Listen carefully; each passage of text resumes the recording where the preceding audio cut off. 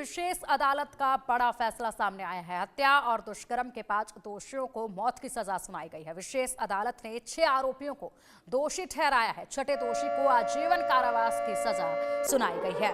बड़ा फैसला है। कोरबा गैंगरेप मामले में 5 दोषियों को फांसी की सजा, 1 को उम्र कैद की सजा सुनाई गई। पिता के सामने बेटी के साथ सामूहिक दुष्कर्म किया था और उसके बाद अब जाकर इंसाफ मिला है। छत्तीसगढ़ के कोरबा में गैंगरेप करने वाले 5 दोषियों को फांसी की सजा सुनाई गई, जबकि 1 दोषी को आजीवन कारावास की सजा मिली है।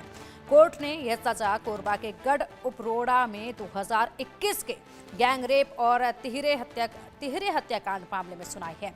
दरअसल आरोपियों ने नाबालिग लड़की से दुष्कर्म के बाद पिता, बेटी और उसकी भतीजी की हत्या कर दी थी।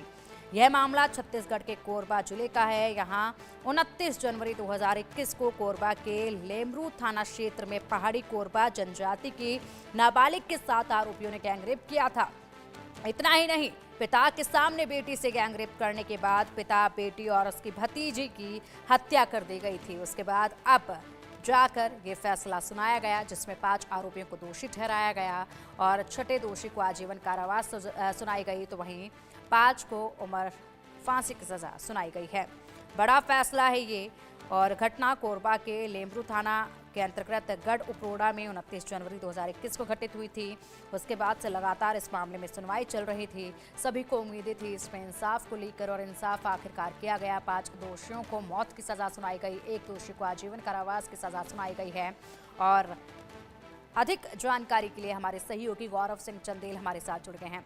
गौरव, 2021 का ये मामला है। एक ऐसा मामला था ये जिसने सबकी रूह कपा दी थी।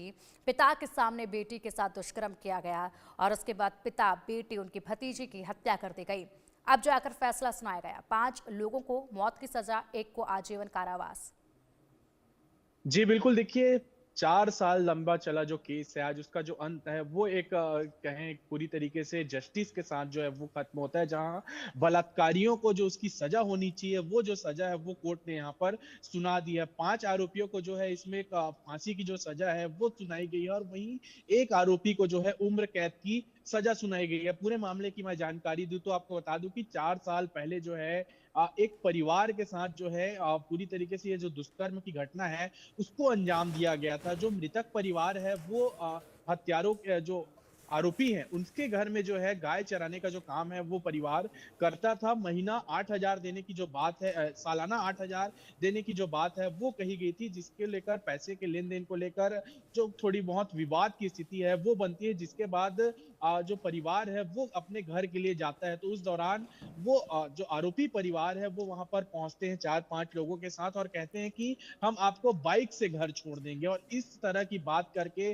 उन्हें बस से नीचे उतारते हैं और शराब पिलाते हैं उसके पिता को, और उसके बाद उसी के सामने जो है बलात्कार की घटना को जो है वहां पर अंजाम दिया जाता है। 16 साल की लड़की के साथ, नाबालिग लड़की के साथ जो इस तरह की घटना है उसको अंजाम दिया जाता है, और उसके बाद पत्थर और डंडे से जो है तीनों की हत्या जो है वहां पर कर दी जाती है। जिसके बाद लगातार जानकारी मिलने के बाद इस पर जो केस है वो लगातार चल रही थी। आखिरकार जो है इस पर जस्टिस जो है वो सर्व कर दिया गया, और 5 लोगों को जिन्होंने बलात्कार किया था उस 16 साल की मासूम बच्ची का, उनको जो है फांसी की सजा सुना दी गई है। और वहीं एक व्यक्ति को जो उम्र कैद की सजा है वो सुनाई गई है, क्योंकि वो बलात्कार में शामिल नहीं था, लेकिन हत्या जो है उसमें वो शामिल था, जिसके चलते उसको उम्र कैद की जो सजा है वो सुनाई गई है।